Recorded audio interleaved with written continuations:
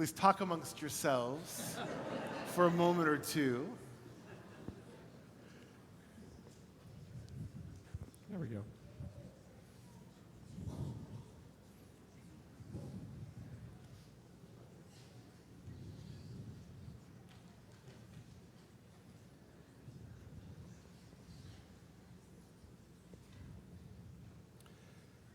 Shana Tova. Down into the dark blue sea she traveled, a fragile vessel carrying life. It was June 18th, 2023. She was the Titan, a product of the dream of her captain, Stockton Rush, who for years had planned to create an ecotourism industry that will allow people from around the world, for a mere $250,000, the opportunity to see the Titanic that rests 12,500 feet below the sea. We watched the Titan with excitement to see what humans could do, but at the same time, our hearts were filled with fear for whether the walls would protect the 4-foot vessel surrounded by 6,000 pounds per square inch, 400 times the amount of pressure we experience sitting in this room. An hour and a half later, she lost track of the communication with the outside world. Days passed, and we wondered, was there enough oxygen? How were the passengers doing in that small, confined space? As hours turned into days, still no communication, we could practically feel the claustrophobia and asphyxiation. And then, after a long wait, we learned the fate of the Titan and her passengers. It had imploded. Our hearts broke in sadness. And then we learned the full story of the Titan. What was supposed to be a story of human ingenuity became a story of irresponsibility and neglect. It is not clear what motivated Stockton Rush. Reports, such as those given in a recent New Yorker article, pondered whether it may have been greed or it may have been a desire to do something no one had done before. What was clear is that he acted recklessly and irresponsibly. There is a long list of guidelines and procedures that were ignored. He avoided testing and using a classification system and fired anyone that insisted he do so. He used subpar materials, substituting carbon fiber in place of titanium. And to drive the sub, he used a Bluetooth device that was an actual PlayStation controller instead of hardwired technology. A story that began with so much hope became a story we look at with sadness and frustration. Because what was to be a story of the success of human creativity became a story of a failure to act responsibly.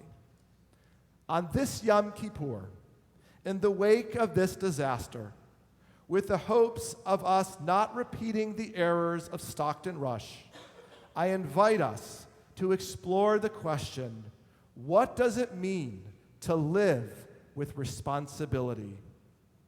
God endows us with power. Unlike Greek or Roman mythologies, where humans are far beyond the realm of gods, our Torah begins with, and God created humans in God's image. In the image of God, God created them, male and female. God blessed them, and God said to them, be fertile and increase, fill the earth and master it, and rule the fish of the sea, the birds of the sky, and all the living things that creep on earth. Listen to the words that describe our role. We are to rule. We are to master. we are given the authority to do practically whatever we will. Rabbi Jonathan Sachs and Rabbi Daniel Hartman are quick to point out that unlike the understanding of human beings in Greek myth, which are subject to the whims and wishes of their gods, our God grants us the freedom to make our own choices. And what does God ask for in return for this? Responsibility. Adam and Eve used their power to eat from the tree of knowledge. In some ways, they fail a test, but there is another great one they pass. In response to learning the consequences of their actions, they feel shame. The Torah puts it beautifully. Of what it means to feel shame, they feel naked. Now, shame sounds bad, but we feel shame when we accept responsibility for our actions and we feel we can do better. In Hebrew, the word for shame is busha, which has the same letters as teshuvah, to repent and to return. When done right, shame is caused by accepting an error in our ways, and teshuvah is when we use our power to learn from our mistakes and return to our best selves. This was not true for Cain, who used his power to strike down his brother Abel. When God calls him on this, he recites the words to God, Hashomer achi anochi, am I my brother's keeper? These two narratives set up the polarities for how we as human beings can choose to live in this world. They are the two voices, perhaps, in our heads that sit with us on this Yom Kippur. Do we choose to accept the consequences of our choices, or will we choose to be indifferent to them? It seems like a simple answer. Of course, we choose a path of teshuvah. For most of us, we understand that if we directly hurt someone, we are responsible. But there is a deeper challenge that Yom Kippur asks of us, and it is embodied by the prophet Jonah, whose story we will read this afternoon. In the story of Jonah, he is called by God to destroy the people of Nineveh. Why? Because they are wicked. Nineveh, though, is located deep in Babylonia and is far away, and their evilness has nothing to do with Jonah. So how does Jonah respond? He runs away. In his actions, you can see him saying to God, Hashomer achi anochi, am I responsible for these people? Not my problem. How often do we respond to evil in this world with the words, Hashomer achi anochi? Am I responsible for this? Charlottesville? It is on the other side of the country. How would it apply to me? The oceans on the shore of eastern Florida is literally boiling to death its coral reefs. How does that apply to me? What about the evil diseases of depression and anxiety? How often do we respond to statistics that 20% of teens in the past decade have considered suicide by saying, this problem is far away from me. It does not affect my community, my home, my family. Hashomer achi anochi. It is easy to see evil as the problem of others and not ours. And what happens to Jonah as a result of this mindset? The end of his story, Jonah is left feeling greater concern for a small plant that gives him momentary shade than he does for the fate of any human being. He is even more concerned about this plant than his own life.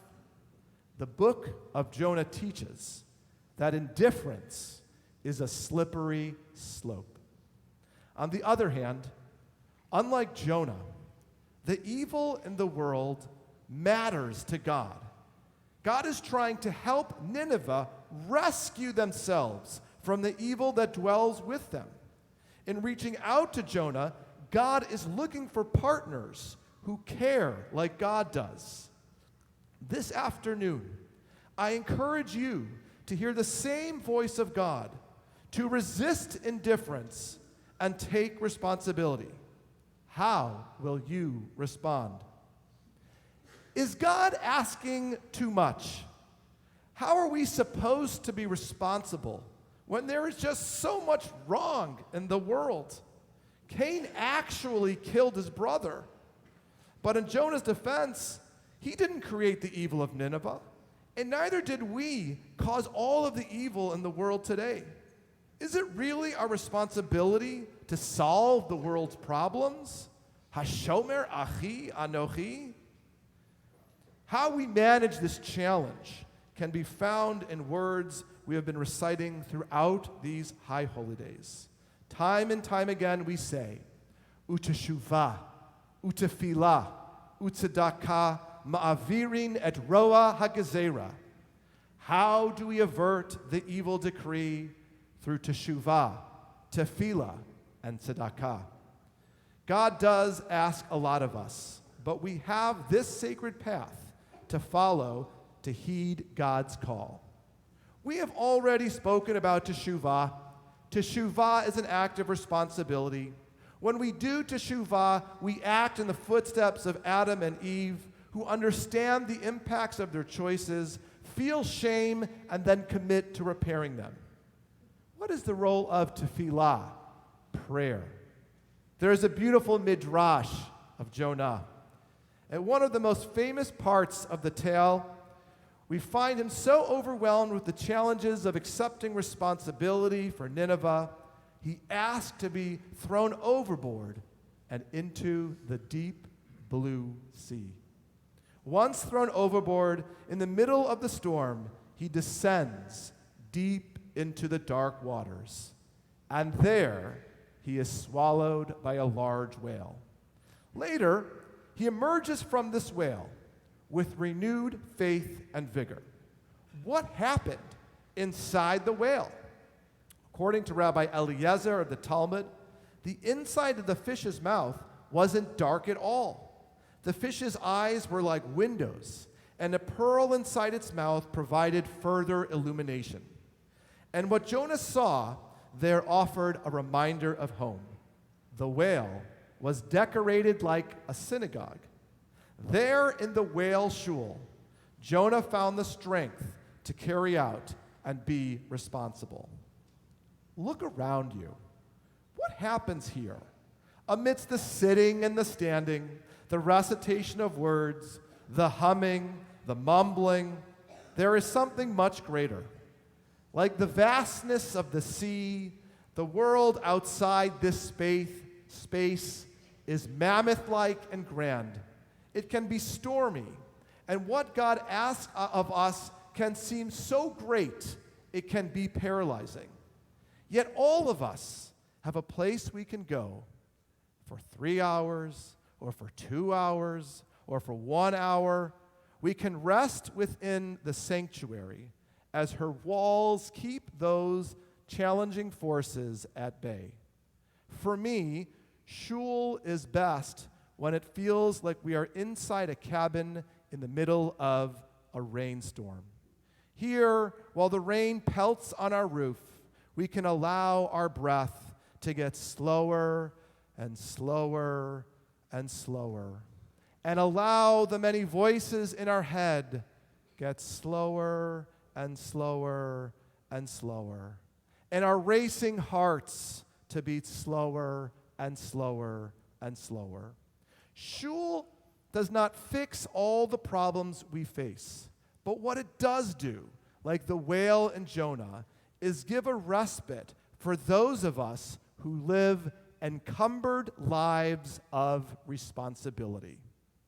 Alas, while we rest deep in the belly of this whale, there is still evil outside the world around us, and we have to address it.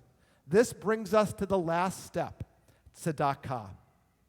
On Rosh Hashanah, it compelled us to take action. Many of you appreciate my message as you put it that God helps those who help themselves.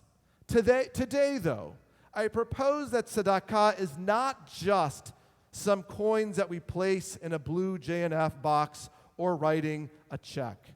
It's helpful, but it requires more.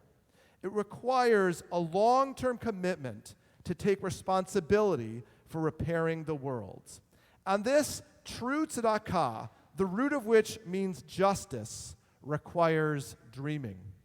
What does it mean to dream Jewishly? As the Jewish medieval philosopher Maimonides teaches, tzedakah is a ladder we are to strive to ascend. Giving charity to another is merely the first step. Following the rungs upward, we can see, almost beyond our sight, the highest level, which is to teach someone to provide for themselves. As the Talmud teaches, give a person to fish, they eat for a day, but teach them to fish, and they eat for a lifetime. Many of us already know this. Many of us have lived this idea in one capacity or another, as teachers or mentors, as social workers, philanthropists, as parents or grandparents.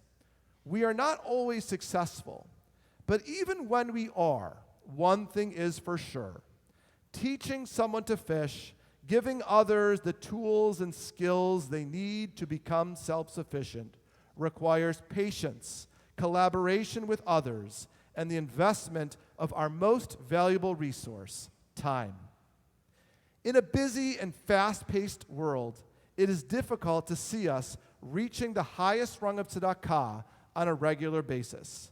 But this, I believe, is Maimonides' point. Just because it is difficult does not mean that we should not strive to achieve that level of tzedakah. When we are confronted with the limitations of our time and resources, do we hold up our hands and say, Hashomer achi anochi? Of course not. Rather, we live aspirationally until our goal is achieved. This is what it means to dream Jewishly. It means to never stop imagining how we can support those in need of help, and to never stop striving to live up to our greatest intentions.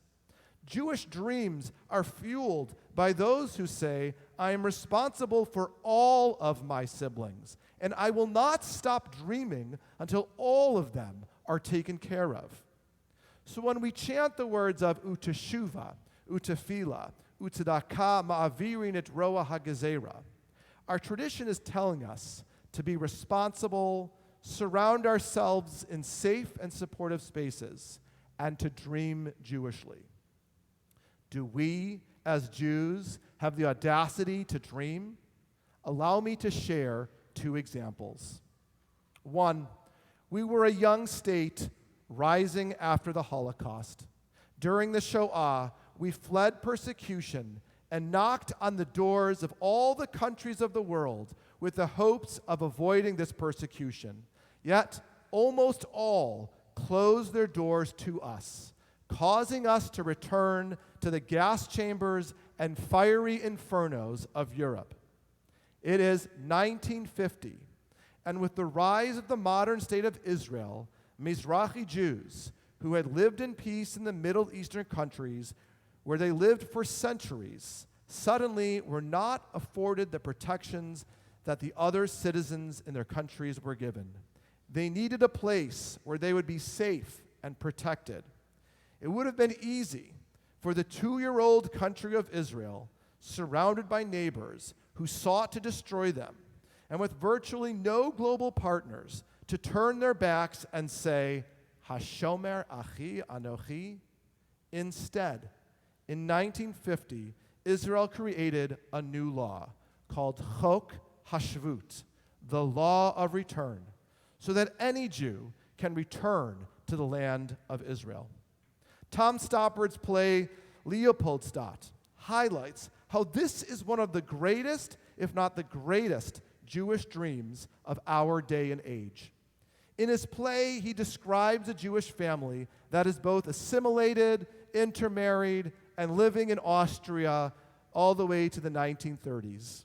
All is going well until there is a knock at the door. It is the knock of a Nazi soldier who seeks to round them up and grabs everyone in the room. The play teaches that you can be religious or secular, born to a Jewish mother or a Jewish father. You can be a Jew by choice, and all of us in that room would have been rounded up. He touches upon the idea that even today, 100 years later, we can never be completely sure the knock will not come for us. But today, if it ever does come, we will not be like the members of the Leopoldstadt family. Why?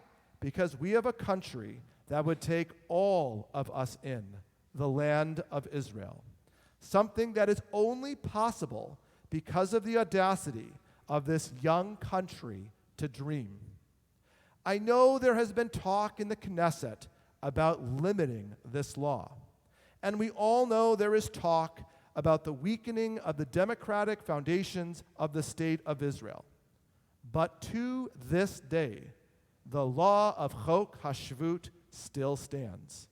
And as it stands, the ability for the Jewish state to dream remains strong. Another dream. In the United States, we deal with increased rates of isolation. Who wants to be around people? We have growing amounts of rage shared by our leaders and in our common discourse. Who wants to spend time with people we disagree with? Progressive American Jewry struggles with the relationship with Israel.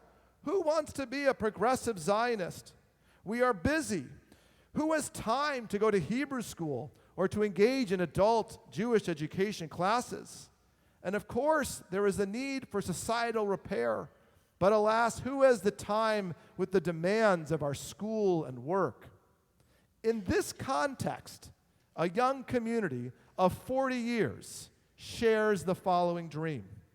We strive to nurture an inclusive Jewish environment which connects our diverse community with passion and purpose through prayer, learning, love of Israel, friendship, and tikkun olam, repairing the world. That community is ours here at Congregation Beth Am, and we are growing. Your very presence is making our dream come true. Have we achieved our goals? Some yes, some no. We can still be more inclusive. We can all engage in more meaningful prayer and study. And of course, there are so many acts of tikkun olam for us to do as well. But just because there is more work to be done does not lead us to despair. Rather, it means we just need to dream bigger. Why do we strive to live a life of responsibility? From the very first day of creation, we were a small drop of life surrounded by tohu vavohu, a darkness without form. Our existence was dependent on our accepting the responsibility to cultivate and protect this life from its surroundings. The same is true today. We are one small planet with a fragile ozone layer floating in a vast and lifeless black expanse. It is up to us to keep our ship afloat and filled with life. Each year the world is judged, and we ask, who will live and who shall die? Mi yichyeh u'mi yamut. These words highlight the real question we ask, which is, will the walls that protect us hold? Will we make it one more year? To which God cries back to us, Hashomer achi, are you ready to be responsible for one another? May this be the year we turn to each other and look back at God and say, yes, Shana Tova.